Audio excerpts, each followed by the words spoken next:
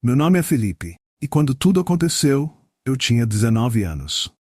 Agora, aos 38, as cicatrizes daquela noite ainda me perseguem. E eu sei que nunca serei o mesmo. Não importa quanto tempo passe. O passado tem um jeito de se enroscar ao nosso redor, como uma serpente silenciosa, esperando o momento certo para apertar o pescoço.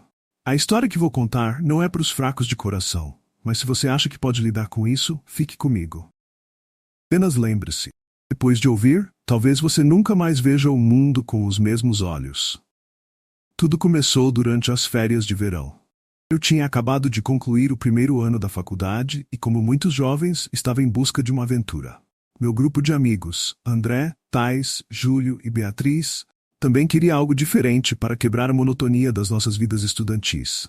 Assim, decidimos passar uma semana em um chalé no interior, em uma cidadezinha no meio do nada, cercada por florestas e lendas antigas. O chalé era de um parente distante de André, alguém que havia se mudado para o exterior anos antes.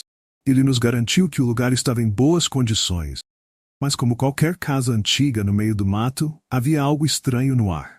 Aquele tipo de silêncio que não te deixa confortável, como se a própria floresta estivesse te observando. No primeiro dia, chegamos animados, descarregamos as malas e fizemos uma fogueira à noite, contando histórias de terror para passar o tempo. Foi ali que ouvimos pela primeira vez a lenda da bruxa da floresta. Thais, que adorava lendas urbanas e histórias macabras, nos contou sobre uma mulher que supostamente tinha sido executada ali no século XVIII, acusada de feitiçaria. De acordo com a lenda, ela amaldiçoou a cidade antes de morrer, prometendo retornar para se vingar daqueles que invadissem seu território. Dizem que até hoje, quem entra nas profundezas da floresta à noite não volta mais. Thais sussurrou, um sorriso malicioso, enquanto as chamas da fogueira projetavam sombras assustadoras em seu rosto. As almas desses tolos são levadas pela bruxa e se perdem para sempre.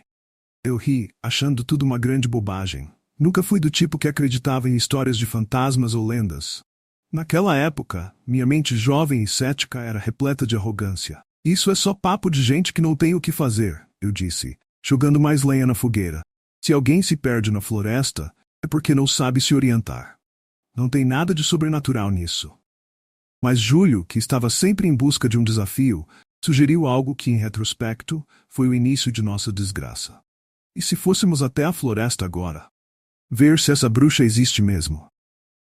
Beatriz hesitou, mas eu e André, rindo, nos levantamos quase ao mesmo tempo. Thais, é claro, não ficou atrás. No fundo, sabíamos que era só uma forma de provar que éramos corajosos, que não tínhamos medo de histórias antigas. Mas havia algo no jeito que a floresta parecia nos chamar, como se estivéssemos sendo convidados a entrar. Pegamos lanternas e seguimos pela trilha que começava logo atrás do chalé, guiados pela luz pálida da lua. A caminhada começou divertida, com piadas e risadas para aliviar a tensão. Mas à medida que adentrávamos na floresta, a atmosfera começou a mudar. As árvores pareciam mais fechadas, bloqueando a luz do luar, e o ar tornou-se pesado, carregado de umidade e de um cheiro estranho, como de algo apodrecendo. O lugar está ficando cada vez mais esquisito, Thais comentou, olhando ao redor com uma expressão preocupada. Tá tudo bem, respondi, tentando soar mais confiante do que me sentia. A gente só precisa continuar pela trilha e logo estaremos de volta. Mas logo a trilha desapareceu, como se nunca tivesse existido. As árvores ao nosso redor começaram a se transformar, seus galhos se estendendo como dedos longos e retorcidos. A sensação de estar sendo observado aumentou, e o silêncio da floresta se tornou ensurdecedor. Não havia mais o som de insetos ou pássaros. Nada. Apenas um vazio opressor. Foi então que ouvimos um sussurro, vindo de todos os lados e ao mesmo tempo de lugar nenhum. Vocês vieram até mim. A voz era feminina, mas distorcida, carregada de um rancor antigo. Beatriz agarrou o braço de André e pude ver o pavor em seus olhos. Júlio, o mais destemido até então, agora parecia completamente desorientado, virando-se de um lado para o outro em busca de alguma explicação racional. Mas eu sabia, naquele momento, que não havia nada de racional naquilo. O que foi isso? Thais perguntou, sua voz trêmula. Antes que alguém pudesse responder, uma figura surgiu entre as árvores. Alta, encapuzada, com um manto negro que parecia se fundir com a escuridão ao redor. Seu rosto estava oculto, mas eu podia sentir seus olhos sobre nós. Ela se moveu com uma lentidão calculada, como se saboreasse nosso medo. Vocês ousam invadir meu domínio. A voz da bruxa ressoava dentro de nossas mentes, como se viesse de dentro de nós mesmos. Eu tentei correr, mas minhas pernas pareciam congeladas no lugar. Era como se a própria floresta estivesse nos prendendo ali, nos oferecendo a ela. De repente, a lanterna de Júlio apagou. Em um pânico desesperado, ele tentou ligá-la novamente, mas foi inútil.